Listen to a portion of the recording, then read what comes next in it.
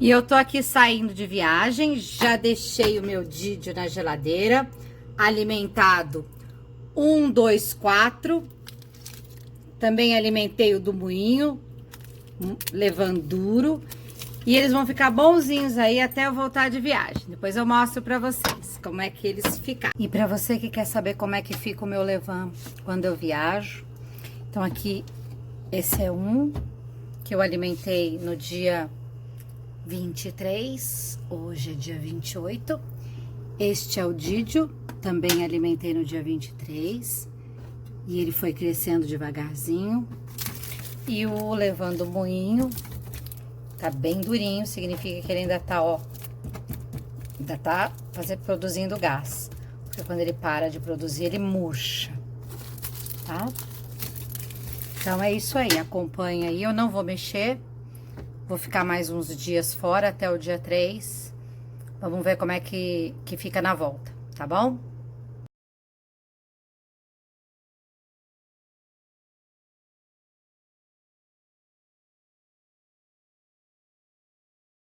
E para quem tá acompanhando os levans que ficaram na geladeira no período em que eu estava viajando, veja só, ainda super ativo. Agora que ele parou de subir e vai começar a declinar, este aqui.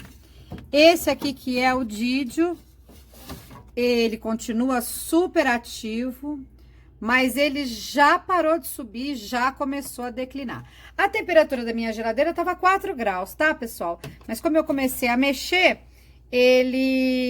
ela subiu. O do moinho já também não tá mais com tanta pressão, isso significa que já começou a declinar.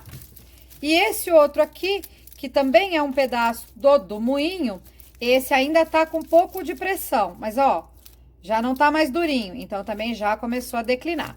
Então eu vou alimentar toda essa bicharada aqui e vocês acompanhem aí, tá bom?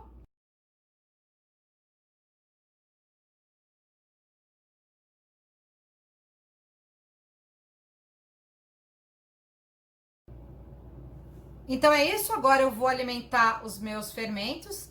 Esse aqui é o Didio, sem alimentar desde o dia 23, hoje dia 4. E veja lá, como eu disse, ele subiu, subiu, subiu e agora começou a declinar. Em termos de aroma, o normal dele, suave, com aroma frutado, uma coisa de iogurte, bem lácteo mesmo, bem suave, tá? E agora eu vou mostrar para vocês como é que tá ele em termos de textura, tá? Vou chegar bem aqui, ó, pertinho. Vamos esperar focalizar para eu conseguir mostrar para vocês, tá? Ó, vamos lá? Vou chegar bem perto, quem sabe vocês até escutam o barulho.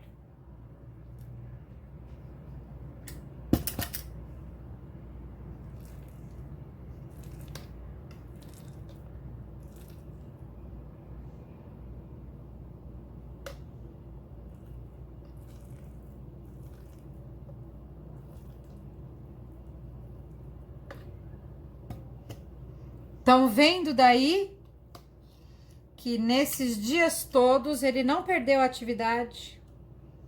Ó. Olha. Tá? Ó.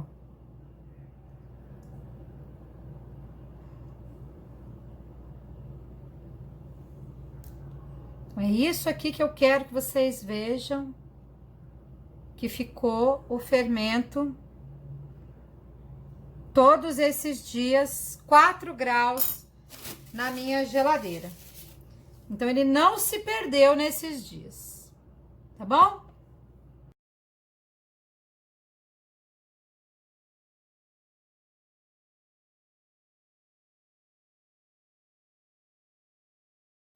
Então, agora que vocês viram como tá super ativo o meu fermento, eu vou mostrar para vocês como é que eu vou fazer para alimentar ele agora, tá? Então, a primeira coisa é água potável, água limpa, água de beber mesmo, certo? No caso do meu levain, que eu já conheço há muito tempo e que eu não tô muito preocupada com produção, nem com padrão, eu alimento ele de olho mesmo. Mas, para quem faz produção, tem que ter um padrão, eu recomendo que trabalhe com uma balancinha, tá? Então, para quem quer saber como é que eu alimento o levain, é no 1, 2, 3, ok? Então, num potinho, eu coloco lá 30 gramas. Essa sua 30 gramas é o número 1, ok? Aí, tiro a tara da balança. Tá bom esse ângulo, pessoal? Tiro a tara da balança. Quem sabe nesta posição fica melhor. E coloco água, 60 ml. Então, os 60 ml é o 2. E tiro a tara de novo. Nesse momento, eu procuro dissolver aqui grosseiramente esse fermento na água, porque facilita, né, o processo de fermentação, porque é muito mais fácil das leveduras se espalharem na água e chegarem na farinha, do que você fazer um bolão aqui todo, tá bom? Grosseiramente, como eu falei. Aí, 90 gramas de farinha. Eu recomendo que vocês façam essa mise en place antecipada. Já venham com os 90 gramas pesadinhos aqui. Facilita muito a vida de vocês e evita erros. Tá bom? Isso serve para tudo na cozinha. Ok? E aqui eu misturo. Misturo de uma vez mesmo, tá? Porque se você não mistura de uma vez, a farinha que tá lá embaixo vai absorver toda a água e vai ficar bem mais difícil de você misturar todo o resto da farinha.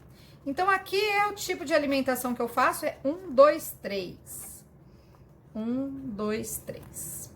1 de fermento, 2 de água, 3 de farinha. Fica uma papa. Parece que não vai virar nada. A impressão que você tem é que você não vai conseguir chegar. Principalmente se você estiver usando uma farinha boa, forte, que absorva bastante água, que aguenta, né? Bastante água.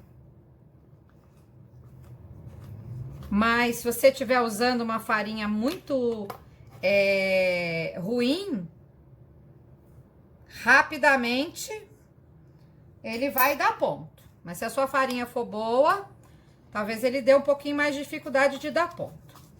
Então, ó, meu pontinho é esse aqui mesmo. É muito importante que não fique farinha seca, porque a farinha seca, ela não fermenta. Tanto é que as nossas avós, né, sabiam disso. Elas punham a farinha, a bolinha de fermento no fundo do pote, sequinho lá.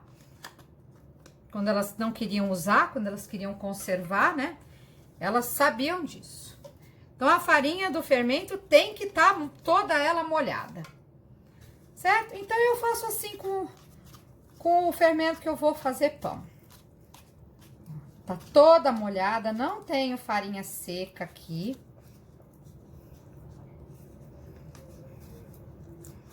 E aí, eu arrumo direitinho. E vou limpar a beirada do meu potinho. Porque isso tudo prejudica a subida dele, né? Farinha seca na beirada do pote, sujeira ou outra coisa qualquer, atrapalha a subida do meu bichinho. E vou fazer uma marquinha ali Pra saber onde foi que eu deixei ele. E aí marco o horário, né? Pra saber a hora que ele tá pronto. Tá bom? Então, Didio já tá devidamente alimentado. Essa é uma isca que eu vou deixar para fazer pão, certo? Então é isso aí. Essa é do pão, tá? Agora tem o meu Didio, que tá aqui. Então, vou alimentar o Didio. Como eu disse, já conheço bastante a rotina do meu fermento. E eu não quero que ele se desenvolva muito aqui. Então, eu tô pondo água a olho. O suficiente para dissolver aqui essa quantidade que eu tenho. Mas o foco, gente, é 1, 2, 3 se for fazer pão. 1, 2, 3 no dia a dia da vida do fermento. Se você quiser que ele, né, produza pães pelo menos uma vez por semana. Agora, se quiser deixar ele muito tempo sem ele ser alimentado, por exemplo, no meu caso, que deixei ele 2 semanas mais até, né? 10 dias. Mas, não, peraí, do dia 3, do dia 23 ao dia 4, é um monte de dias. Não é isso? Tá vendo, ó? Ficou uma papinha de neném, ó, molinha, tá? E aqui, então, eu vou colocar farinha de trigo, a melhor que vocês puderem. A mais viva, a mais rica. Porque isso vai fazer pão, né, meu povo? Então, a gente não pode pôr coisa porcaria no pão. Lembrando que o levain é de 20% a 30% do seu pão. Então, ele vai compor, né, a massa do seu pão. Não é legal? Ui, cansei. Colocar farinha ruim no seu levain. Eu sempre falo isso. Eu vejo aí gente querendo colocar farinha qualquer uma. Eu não ponho qualquer uma, eu ponho a melhor. Certo? Ó. E aí, isso aqui tem que ficar como se fosse uma massinha de pão. Eu vou virar num prato pra vocês verem.